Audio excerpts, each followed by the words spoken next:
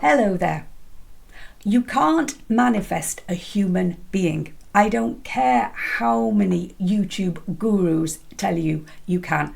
I don't care how many old people who wrote books years and years and years ago tell you that you can have anything and anybody you want just by assuming you have it.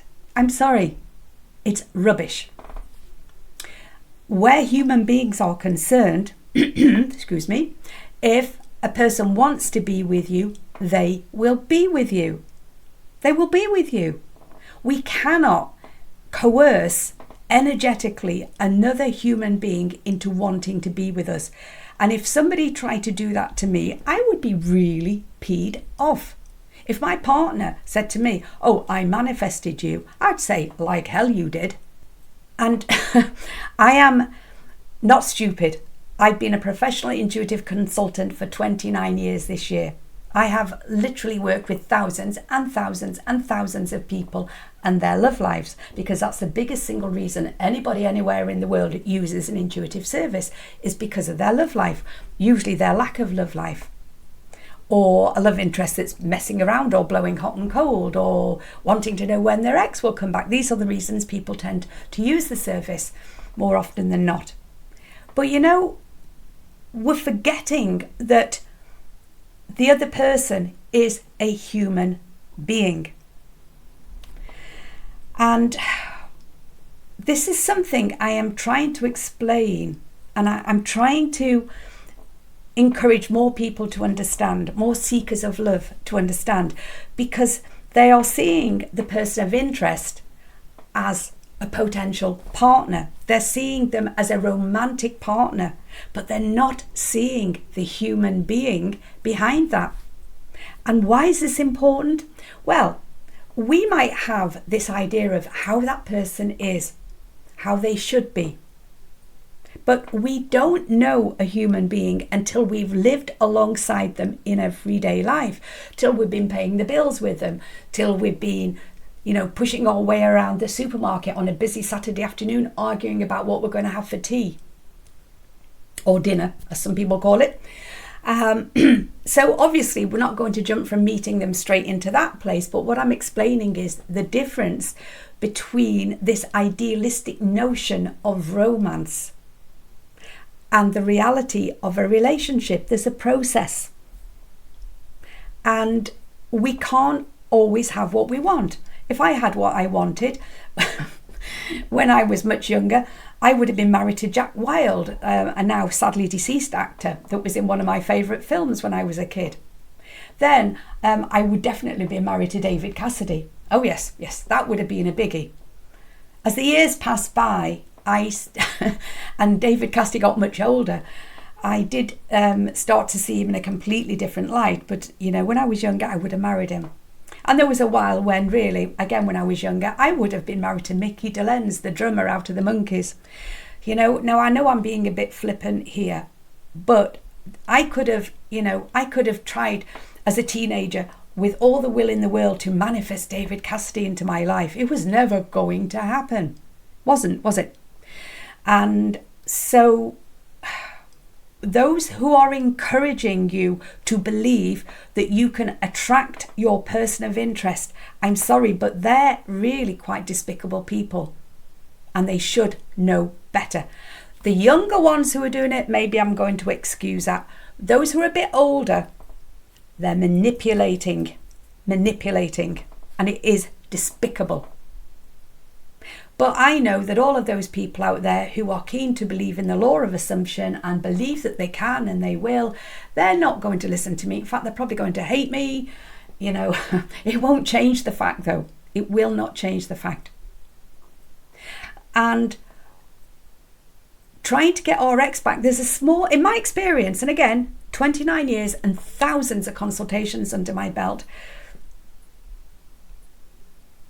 I've come to see that in more cases than not, that it isn't wanting an ex back is not really because we really genuinely love that person and we need them in our life. It's because of fear of being alone. It's because of the pain of rejection. It's easier to look backwards on what was rather than look forward into the unknown.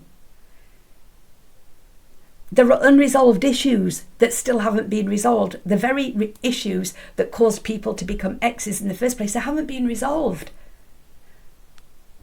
There are exes who nobody should ever want back. You should never want to be back with this person. Are you insane? Are you insane? Or are you just in pain? Are you afraid? Do you feel rejected? And that's usually at the bottom of it. So somebody out there saying to you, you can get your ex back in 21 days.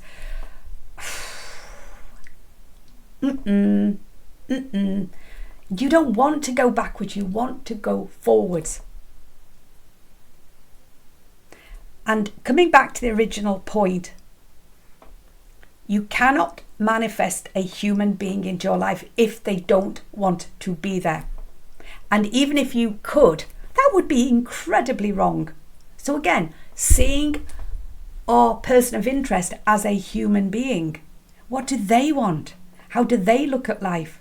We can't decide that we really want this big future with a love interest, until we can see them as a human being. It's all about meism, isn't it? This is what I want. This is what I want to feel. I need that person in my life. But what about them? What do they want? Would being with you actually cause them to be happy? Would it? Do they see life the same way you do, or even in a basically similar way? Does a person want to settle down in a relationship with somebody? If they don't want to, it is wrong to expect that person to want to because you want them to. But this is what happens when you're young. You don't understand this stuff. You don't, and you won't listen. You won't hear it. You won't listen because you're young. And because there are people out there telling you you can have it. So it's much easier to believe them than it is to listen to the common sense. The sad fact is, though, that you're holding yourself prisoner. You've got to have life experiences. You've got to be able to have life experiences. You might need to go through several partners and grow through those relationships as we do and change and evolve. That's why we have a lifetime ahead of us. That's why, so that we can have all those experiences. You might be one of those who meets somebody when you're very young and you stay together for 50, 60 years. On the other hand, you're maybe more likely to be one who has a number of relationships and you change and evolve and grow. And eventually what you settle with is not what you thought you wanted when you were 18 or 20 or 25. It changes. It is the way that it is. And so there is something a bit insidious about imagining that we can mentally and energetically coerce another human being to being with us. No, it's not a good thing. So, yeah, it's hard. I've been in some awful relationships. My choice. It was my choice whether I stayed, whether I went. In the past, many years ago, I've chased after men who, quite frankly, right now, no. I wouldn't even probably speak to them on the street. I wouldn't have anything to say to them. In the past years, I remember once sitting in the bath crying my eyes out over a complete piece of work who it turned out had a wife tucked away, and he'd gone full pelt to woo me while he had this poor little wife and a young child tucked away in another city. And I cried and cried buckets over that person. I lost weight over that person. I could do with that again sometimes. But some time passed and I was in a particular place, maybe a year or two down the line, and in a different city, and that person walked into the bar where I was, and I looked at him and I thought, did I really cry and lose weight over that? Did I? But at the time it was so important. So you got to give yourself a chance, and please stop listening to these people. It might sound great, it might sound interesting, and if you really want to know, look under the comments under these videos, because 90% of them are from people who are going, oh, thank you so much, you've given me so much hope. They're not from people who 2 years down the line have gone, to be honest with you, I've been listening to you for the last 2 years and I've realised that a lot of what you're saying is complete and utter BS and I've wasted my time. I actually left quite a detailed, polite, but straight to the point comment on a video of one of the most popular law of assumption YouTubers, and within minutes it was deleted. There's a reason for that, isn't there? So remember, you're dealing with another human being, another human soul, not a commodity. Somebody with their own ideas, somebody with their own desires, somebody with their own fears, somebody with their own hopes and dreams, somebody who can make their own choices. And I know that these people will also tell you, but I manifested my person of interest. No, they met them. You don't know what goes on behind the camera. You only see the life that they present. You don't know what goes on. We've all manifested partners. Every single relationship we've ever had, has that been manifested, or do we only manifest the ones that we like? It's a good question, that, isn't it? So if they say, I manifested my person of interest, well, good for you. You met that person, you aligned with them, they wanted to be with you.